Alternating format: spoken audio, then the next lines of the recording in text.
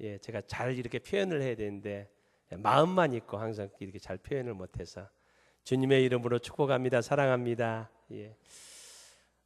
여러분 저도 이 카네이션을 이렇게 보니까 참 어색하네요. 예, 어색하네요. 예, 어버이날 하면은 여러분 상징되는 꽃이 카네이션이잖아요. 여러분 어버이날과 카네이션이 언제부터 어디서부터 또 유래되었는지 혹시 여러분 아십니까? 1913년 미국의 한 여성이 자신이 다니던 필라델피아 교회에서 돌아가신 어머니를 이렇게 추모하면서 교회 성도들에게 하얀 이 카네이션을 이렇게 나누어 준 것이 시작이 되었다고 합니다. 그 다음에는 1914년에 그 당시 미국의 대통령이 윌슨 대통령이 5월 둘째 주 주일을 어머니 날로 이렇게 지정하면서 이 어머니 날이 지정되었고 또 그날에 상징적으로 이렇게 카네이션을 주는 그런 일이 시작됐다고 합니다. 이 붉은색 카네이션은 이런 꽃말을 가지고 있답니다. 건강, 사랑. 그러니까 부모님께 사랑합니다라는 그런 마음을 전하는 것이고 또 부모님 오래오래 건강하세요라는 그런 꽃말이 있기 때문에 이 붉은색 카네이션을 이렇게 다뤄준다고 합니다. 여러분 이 언론기관에서 이 조사를 했는데 우리 어버이들에게 우리 부모님들에게 어버이날 받고 싶은 선물 이렇게 설문조사를 했습니다. 여러분 1위가 무엇이었을까요? 예? 60% 가까이가 현금이라고 답했답니다. 저는 그걸 몰랐어요. 부모님들이 그냥 마음이면 된다고 해서 저 마음만 드리려다가 그래도 너무 죄송해서 점심 식사 하나로 지나갔는데 현금 좋아하신대요. 저만 좋아하는 줄 알았더만은 제가 좋아하는 것이 부모님 닮아서 그런가 봐요. 우리 부모님들도 뭐 좋아한다고요? 현금 좋아한다고요. 그래서 제가 뒤늦게 알고 좀 요새 핫한 선물이 있다고 해요. 핫한 선물. 그 선물을 제가 우리 부모님에게도 이 시간 드리고 또 우리 부모님께만 드리면 안 되잖아요. 모든 우리 성도님들께 같이 드리려고 제가 준비했습니다. 한번 사진으로 드릴게요. 예, 요즘 돈다발 카네이션이 혹시 받아보신 분 있어요? 예, 이렇게 하는 것이 좀 이렇게 유행이라고 합니다. 마음은 있어도 그렇게 하지 못하는 거 아시죠? 예, 우리 어버이날을 맞이해서 참 우리가 부모님의 은혜에 감사하며 해드리고 싶은 건 많지만은 또 그렇게 못하는 우리의 환경과 형편도 있습니다. 그렇지만 우리가 말 한마디, 전화 한 통화, 또 부모님의 은혜에 감사하다는 그런 표현들을 할 수 있는 우리 모두가 될 수 있기를 소망합니다. 오늘 요한복음 19장의 본문의 말씀은 예수님께서 십자가상에서 그의 사랑하는 제자는 요한입니다. 요한에게 부탁하신 말씀입니다. 예수님께서 십자가상에서 하신 말씀이 7말씀입니다. 그래서 우리는 이 7말씀을 가상칠언이라고 합니다. 십자가상에서 예수님께서 하신 7말씀이라고 이렇게 말합니다. 여러분, 이 7말씀들 가운데서 예수님께서 대부분은 지금 예수님을 향해서 십자가에 달린 예수님을 조롱하고 모욕하는 그 사람들을 하나님 저들이 지금 하는 것이 죄인지를 모릅니다. 어떤 행동을 하는지를 모릅니다. 하나님 저들의 죄를 용서해 주시옵소서. 이렇게 하나님께 기도했고요. 또 한편 강도를 향해서 내가 오늘 나와 함께 낙원에 있으리라 라는 말씀도 하셨습니다. 그리고 그 고통 가운데서 엘리 엘리 나바 사박다니 하나님 아버지 어떻게 나를 잊으십니까? 엘리 엘리 나바 사박다니 이렇게 외치셨습니다. 부르시셨습니다. 그리고 모든 일들을 다 하시고 다 이루었다. 그리고 하나님, 내 영혼을 하나님의 손에 맡깁니다. 이런 기도들을 많이 하셨습니다. 그렇지만 유일하게 한 말씀, 부탁하신 말씀이 있어요. 그의 사랑하는 제자에게. 오늘 본문에 나오는 말씀입니다. 한번 따라했으면 좋겠습니다. 보라, 내 어머니다. 예.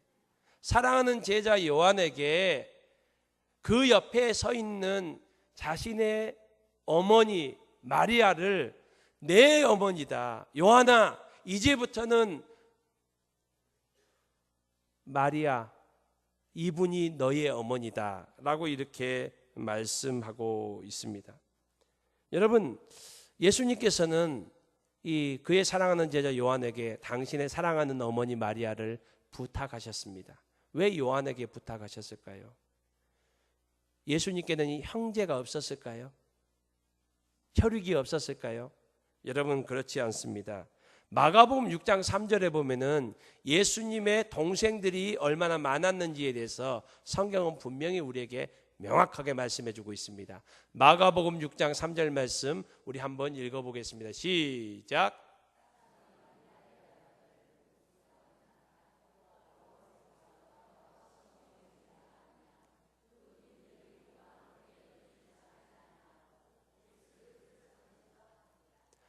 여러분, 예수님의 남동생이 몇 명입니까? 4명이고요. 여동생은요? 정확하게 나왔지만 1명 이상인 것을 루이들이라고 이렇게 말하고 있잖아요. 그러니까 예수님의 동생, 예수님이 장남이시니까 예수님의 친동생들이 6명 이상은 된다는 것을 우리는 보게 됩니다. 그렇다면 이렇게 해야 되지 않을까? 예수님께서 요한아, 내 형제들에게, 내 동생들에게 어머니를 부탁한다고 이렇게 말을 전해다오. 이렇게 했어야 되는데 예수님께서는 왜 자신의 친혈육들인 동생들이 있음에도 불구하고 왜 이렇게 말씀을 하셨을까요? 여러분, 요한은 어떤 사람입니까? 이 마가복음 3장에 보면 예수님께서 제자들을 부르시고 제자 삼으시는 것을 이렇게 보게 됩니다. 거기에 보면은 예수님의 수제자가 시몬이거든요. 시몬이지만 우리는 베드로라고 알고 있잖아요. 왜 베드로인고 하니까 예수님께서 별명을 베드로로 불러주셨어요. 바꿔줬어요. 누가요? 예수님이요. 그러면서 예수님이 또 누구에게 했냐면은 요한에게 또 별명을 붙여주셨어요. 한번 따라했으면 좋겠습니다. 우레의 아들. 여러분, 우레가 뭡니까? 천둥입니다. 천둥. 여러분, 우리는 예수님의 12제자 중에 가장 성격이 급한 사람 하면 누구를 떠올립니까? 베드로를, 이렇게 시몬 베드로를 떠올리는데, 이 모습을 보면은 예수님이 시몬에게는 베드로라고 이렇게 붙여주셨지만은 요한에게는 누구라고요? 우레의 아들들이다. 이 요한의 형제 야고보와 두 사람을 세트로 묶어가지고 우레의 아들들이야. 그러니까 아주 성격이 괄괄했던 것 같아요. 그냥 성미도 급하고, 또 이들이 출신이 어부잖아요.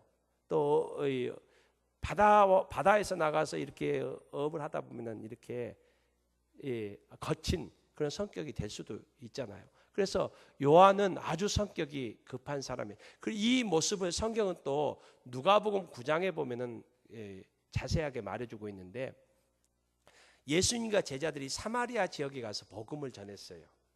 그런데 이 지역에 사람들이 복음을 배척하는 거예요. 이 모습을 보고 요한이 화가 났어요. 다른 제자들은 그냥 가만히 있는데 요한이 나서서 뭐라고 하냐면은, 예수님, 이 사람들 가만두면 안 됩니다. 예수님, 우리들이 하늘에서 불을 내려서 저 사람들 다 살라 버릴까요? 누가 얘기했다고요? 요한이요. 우리의 아들답죠. 요한이 그냥 화가 나가지고 부글부글 끓어서 다른 베드로도 가만히 있는데 이 요한이 나서서, 예수님, 자신이 하늘에서 불을 어떻게 내리겠습니까? 근데 화가 나니까 예수님 그냥 믿고 하늘에서 불을 내려서 저 사람들 다 살라버릴까요? 이 말은 뭡니까?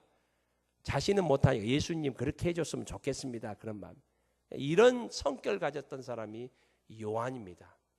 여러분, 그런데 예수님은 혈육들을 다 놔두고 이 성격이 괄괄한 요한한테 자신의 어머니를 부탁하는 모습으로 오늘 본문에 말씀해 주고 있습니다. 여러분, 이 모습은 왜 그럴까요? 여러분, 우리는 마가복음 3장 31절로 35절 말씀에서 그 힌트를 우리가 찾아볼 수 있습니다. 요한복음 3장 31절로 35절 말씀을 우리 함께 보도록 하겠습니다. 우리 한번 말씀 보여주세요. 31절부터 35절 말씀까지 계속해서 쭉 읽도록 하겠습니다. 시작.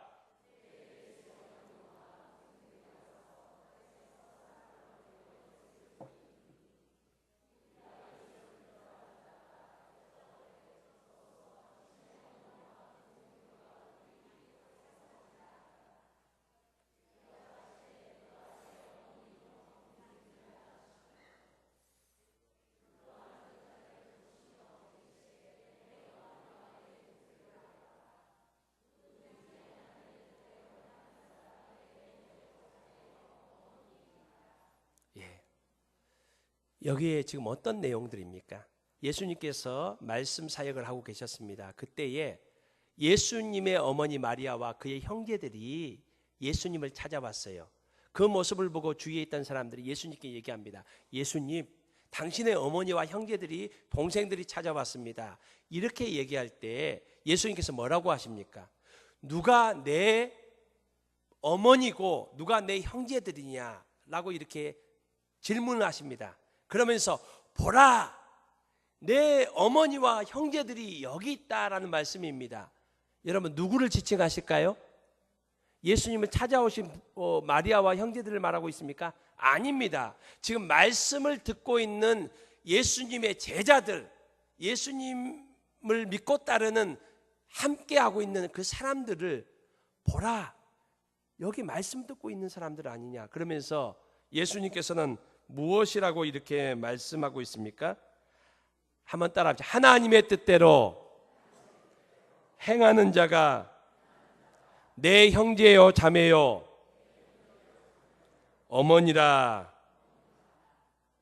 여기서 예수님께서는 내 형제와 내 자매, 내 어머니, 내 가족은 하나님의 말씀을 따르는 자들, 믿음의 사람들이다라고 이렇게 말씀하고 있습니다. 여러분, 그 당시 예수님의 동생들, 형제들은 예수님이 메시아이심을 믿었을까요? 성경 이렇게 말씀합니다. 요한복음 7장 5절 말씀입니다. 요한복음 7장 5절 말씀 우리 함께 보도록 하겠습니다. 요한복음 7장 5절 말씀 한번 보여주시면 감사하겠습니다. 우리 함께 읽겠습니다. 시작. 여기에 보면은 그 형제들, 예수님의 동생들, 이 동생들이 예수님이 메시아이심을 믿었다고요? 믿지 않았다는 겁니다. 예수님이 오늘 본문에 가면 십자가에 달리시는 그때까지도 예수님의 형제들은 예수님이 메시아이심을 믿지 않았어요. 나중에 예수님이 부활하신 후에 그의 형제들이 예수님을 믿고 또 예수님의 사역을 위해서 위대한 사역, 순교의 사역까지 나아가는 것을 성경 우리에게 말씀해 주고 있지만은 아직까지는 이 형제들이 예수님이 메시아이심을 믿지 않았음을 말하고 있습니다. 여러분, 지금 예수님께서 그의 사랑하시는 제자 요한에게 마리아, 자신의 어머니 마리아를 이렇게 지칭하면서 내 어머니라라고 이렇게 말씀하시는 내용은, 여러분, 어버이 주일마다 이 본문 말씀을 많이 이렇게 소개하고 있잖아요. 예수님의 혈육의 어머니에 대한 이 효성스러운 그 마지막 죽으시는 그 순간까지 당신의 밑에서 슬퍼하시는, 죽어가는 아들을 보면서 슬퍼하시는, 눈물을 흘리시는 그 어머니를 걱정하는 예수님의 그 인간적인 모습을 보여주기도 하지만은 오늘 본문에서 예수님께서 십자가상에서 7 말씀을 하시면서 유일하게 부탁하시는 말씀, 이 말씀은 요한에게만 국한된 말씀이 아닙니다. 그 당시 예수님을 따르는 제자 공동체에게 하시는 말씀입니다.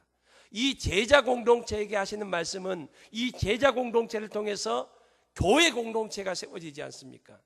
교회 공동체를 향해서 하시는 주님의 부탁의 말씀입니다. 여러분, 어떤 말씀을 하고 계십니까? 이 말씀은 예수님께서 가족에 대한 새로운 정의를 내리시고 계십니다. 여러분, 예수님을 따르는, 믿고 따르는, 아직까지는 형제들은 믿고 따르지 않고 있어요. 예수님을 믿고 따르는 제자 공동체에게 지금 자신의 친어머니, 내 어머니다라고 이렇게 말씀하고 있습니다. 여기 사용된 헬라 단어, 어머니라는 단어는, 여러분, 제가요, 지금 예배 드리시는 저희 친어머니가 계십니다. 이정숙 어머니. 저희 어머니에 대해 어머니라고 제가 부릅니다. 그렇지만 여기에 계시는 우리 어르신들 어머님에게도 제가 어머니라고 이렇게 부를 수 있잖아요. 이렇게 부르잖아요, 한 번씩. 여러분, 그 의미가 같습니까? 틀립니까? 틀리잖아요. 약간 틀리잖아요. 그렇다면은 예수님께서는 제자 요한에게 내 어머니라고 했던 이 어머니의 단어는 어떤 의미가 있을까요? 헬라어 단어에 이 어머니라는 단어는 혈육 관계를 얘기합니다. 그냥 이제 내가 없으니까, 동생들은 믿을 수 없으니까 너라도 어머니처럼 번양해라, 이렇게 아니라 이제부터는 내 친어머니다라고 이렇게 하시는 주님의 선언입니다. 이 말씀은 주님께서 교회 공동체에 말씀하시는 선언이십니다. 교회 공동체는 가족 공동체가 되어야 된다는 겁니다. 우리가 저번에 남남이지만은 예수 그리스도의 피로 우리가 새로운 구원받은 언약 공동체가 되었다면은 이제는 우리의 공동체의 모습이 서로에게, 우리가 그래서 여자분들 남자분들에게 뭐라고 부르면 형제요 자매요 이렇게 부릅니다. 예수 그리스도의 피로 말미암아 우리는 새로운 가족 공동체가 되었음을 주님께서는 선언하시며 또 부탁하시는 내용입니다. 이 말씀은 이제는 가족같이 살으라는 겁니다. 가족같이 살으라는 겁니다.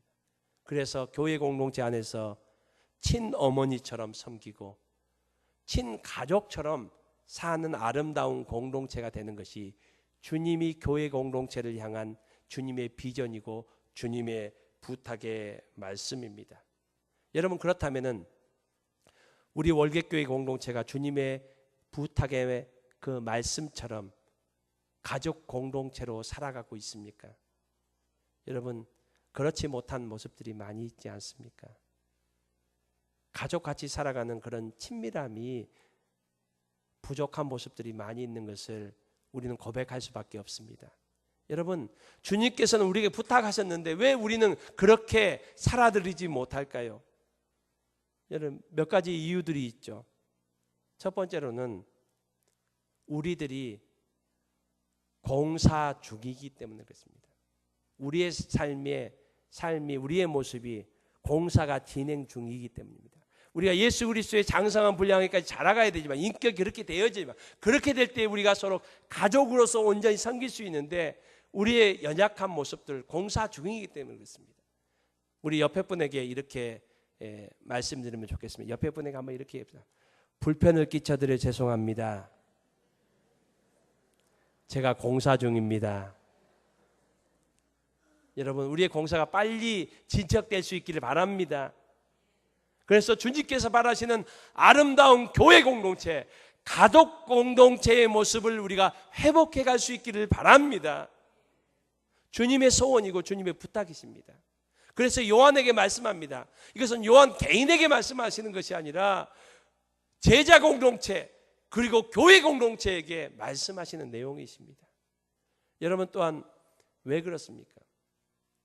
여러분, 우리의 훈련이 부족했기 때문에 그렇습니다. 여러분, 생판 모르는, 교회에 오면은 모르잖아요. 처음 만나잖아요. 그런 분을 어떻게 형제로, 자매로, 부모로 이렇게 우리가 대우하고 섬길 수 있습니까? 여러분, 세월이 10년, 20년, 30년 돼도 그게 쉽지 않아요. 어떤 데는 서먹서먹하고요. 또 여러분, 우리 교회 1부 예배 드리고 2부 예배 드리잖아요. 1부 예배 드린 사람들, 여러분 계속 1부 예배만 드리고 2부 예배 드리다 보면은 여러분 30년 지나도 모를 수가 있어요. 여러분, 왜 이렇게 우리가 잘 되어지지 않습니까? 가족 공동체로. 그렇게 우리가 훈련하는 것이 부족하기 때문에 그렇습니다. 그렇다면 우리가 어떻게 훈련해야 됩니까? 교회 와서 성경 공부를 통해서 훈련합니까? 아닙니다. 하나님께서는 가정이라는 공동체를 먼저 주셨습니다. 가정을 통해서 잘 훈련돼야 교회 공동체 안에 들어와서도 우리가 잘 섬길 수가 있습니다. 성경에서 말씀하시잖아요. 혈육의 부모님을 섬기지 못하면서 눈에 보이지 않는 하나님을 섬긴다는 것은 잘못됐다고 성경은 분명히 말씀합니다. 여러분, 우리가 혈육인 우리 부모님들 잘 섬기는 공경하는 저와 여러분이 될 수 있기를 소망합니다.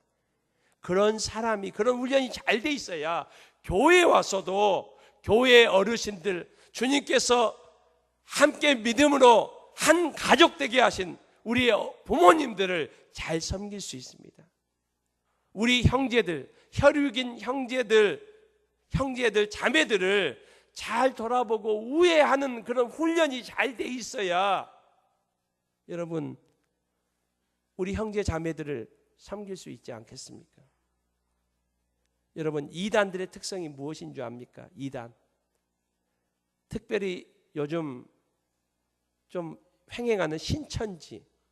여러분, 신천지가 얼마나 가정들을 파괴하는지 압니까?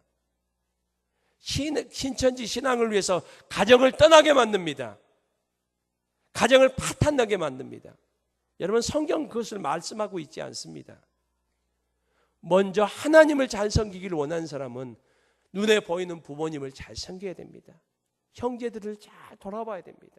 우리가 이 훈련들을 잘 해야 교회 공동체 안에 와서도 우리가 우리 믿음의 형제들을 잘 섬길 수 있습니다. 그래서 하나님께서는 10계명을 주셨는데 하나님에 대한 계명이 1에서 4계명이고요. 우리 사람에 대한 계명이, 인간관계에 대한 계명이 5계명에서 10계명입니다. 그 계명 중에 첫 계명, 5계명. 그래서 에베소서에서는 이렇게 말씀합니다. 약속 있는 첫 계명 무엇입니까? 내 부모를 공경하라.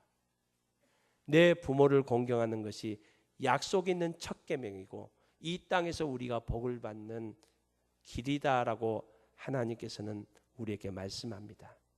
여러분, 우리의 가족 공동체 안에서 우리의 혈육의 부모님께 효도하고 우리의 형제들과 우애하는 우리 모든 성도님들 다 될 수 있기를 주님의 이름으로 축복합니다.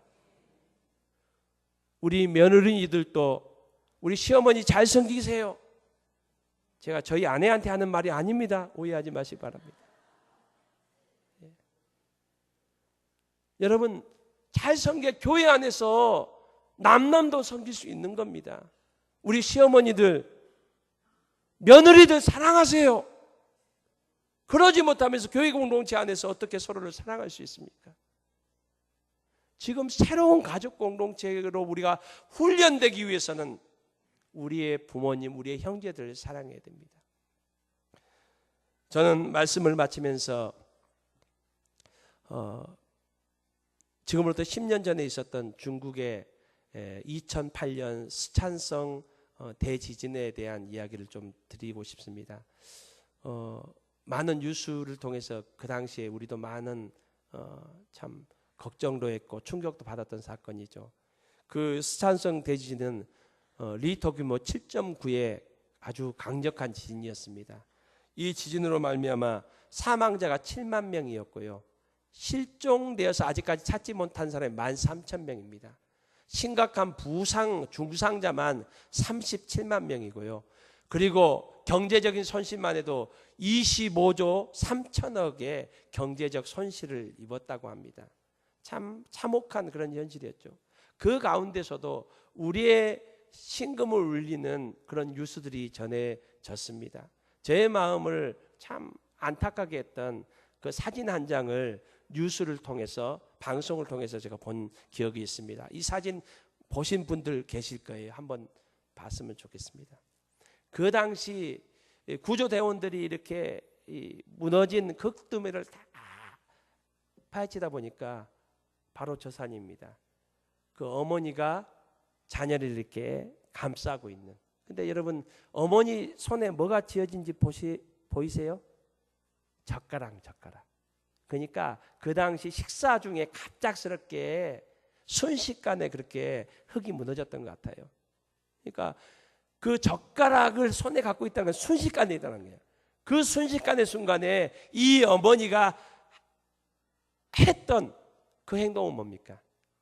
어떻게든 자녀 살려보겠다고 자녀를 아는 그 모습이었습니다. 참 안타깝게도 어머니도 그 자녀도 생명을 건질 수는 없었습니다. 여러분, 이 소식 말고 또 우리의 마음을 참 뭉클하게 만들었던 소식이 또 있습니다. 구조대원들이 구조해다 보니까 한 어머니가 벽돌 밑에서 이렇게 웅크리고 있었습니다. 이 벽돌을 온몸으로 지탱한 겁니다.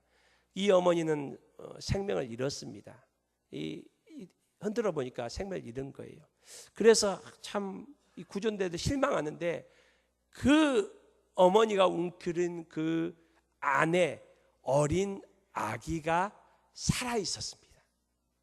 이 어머니가 그 벽돌들을 이렇게 막음으로 말미암아 자신은 생명을 잃었지만은 이 아기는 살릴 수 있었습니다. 그리고 구조대원들이 구조하다가 그 어머니의 핸드폰을 발견했는데 그 핸드폰 문자에는 이런 문자가 저장되어 있었습니다. 그 문자는 이럽니다. 너무나 사랑스러운 내 아가, 네가 만약 살 수 있다면 다만 이것만은 기억해 주길 바란다. 내가 너를 사랑한다. 이 문자를 남기고 어머니는 자기 자식을 살리면서 희생했다는 그 뉴스를 볼 수 있었습니다. 사랑하는 성도님 여러분, 우리는 이 땅에 하나님께서 보내주셨습니다. 하나님께서 우리를 이 땅에 태어나게 하셨습니다. 그렇지만 하나님께서는 우리를, 저와 여러분을 부모님을 통해서 이 땅에 보내주셨습니다. 태어나게 하셨습니다. 하나님께서는 우리에게 말씀하십니다. 내 부모를 공경하라. 이것이 약속 있는 첫 계명이다. 여러분, 우리의 부모님께 공경하는 저와 여러분이 될 수 있기를 주님의 이름으로 축복합니다. 우리의 부모님께 공경하는 일이, 이 일을 통해서 우리가 훈련받아서 또 교회 공동체에 함께 믿음으로 하나 된 우리 가족들을 섬길 수 있고 사랑할 수 있는 그 출발이 됨을 오늘 성경은 우리에게 말씀해주고 있습니다.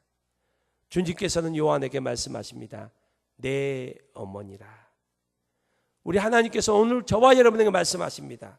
우리 옆에 있는 지체들을 내 형제다, 그리고 내 어머니다, 내 아버지다 라고 말씀하고 있습니다.